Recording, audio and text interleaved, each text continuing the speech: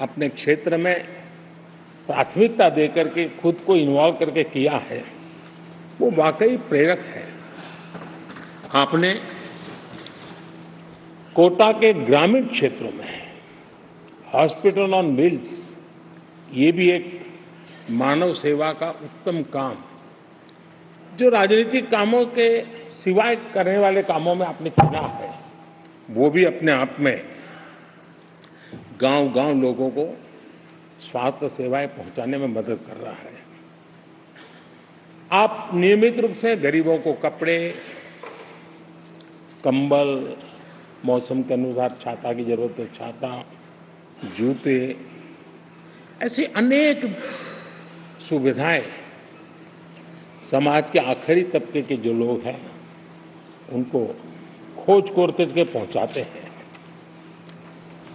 खेलों में प्रोत्साहन देना आपके क्षेत्र के युवकों में, यह आपने एक प्राथमिकता के रूप से काम उठाया है। आपके पिछले कार्यकाल में 17वीं लोकसभा में मैं कहता हूं कि संसदीय इतिहास का वो स्वर्णिम कालखंड रहा है। आपकी अध्यक्षता में संसद में जो ऐतिहासिक निर्णय हुए हैं, आपकी अध्यक्षता में सदन के माध्यम से जो सुधार हुए हैं, ये अपने आप में एक सदन की भी और आपकी भी विरासत है। और भविष्य में 70वीं लोकसभा के संबंध में जब विश्लेषण होंगे, उसके विषय में लिखा जाएगा, तो भारत के भविष्य को नई दिशा देने में आपकी अध्यक्षता वाली 70वीं लोकसभा की बहुत बड़ी भूमिका रही है। आदरणीय अध्यक्ष जी, 17वीं लोकसभा में नारी शक्ति वंदन अधिनियम 2023, जम्मू कश्मीर पुनर्गठन विधेयक, भारतीय न्याय संहिता, भारतीय साक्ष्य बिल, भारतीय नागरिक सुरक्षा संहिता, सामाजिक सुरक्षा संहिता, digital personal data protection bill, मुस्लिम महिला विवाह अधिकार संरक्षण विधेयक,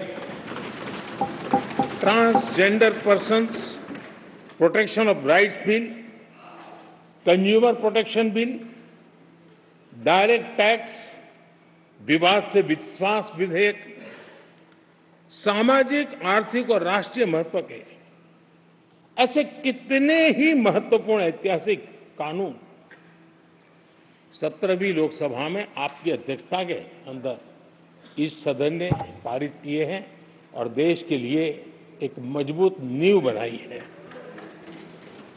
जो कार्य आजादी के 70 साल में नहीं हुए, आपकी अध्यक्षता में इस सदन ने इसको करके दिखाया। आदरणीय अध्यक्ष जी, लोकतंत्र की लंबी यात्रा में कई पड़ाव आते हैं। कुछ अवसर ऐसे होते हैं जब हमें कीर्तिमान स्थापित करने का सौभाग्य मिलता है। 17वीं लोकसभा में उपलब्धियां, मुझे पूरा विश्वास है देश आज भी और भविष्य में उसका गौरव करेगा। आज देश अपनी आकांक्षाओं की पूर्ति के लिए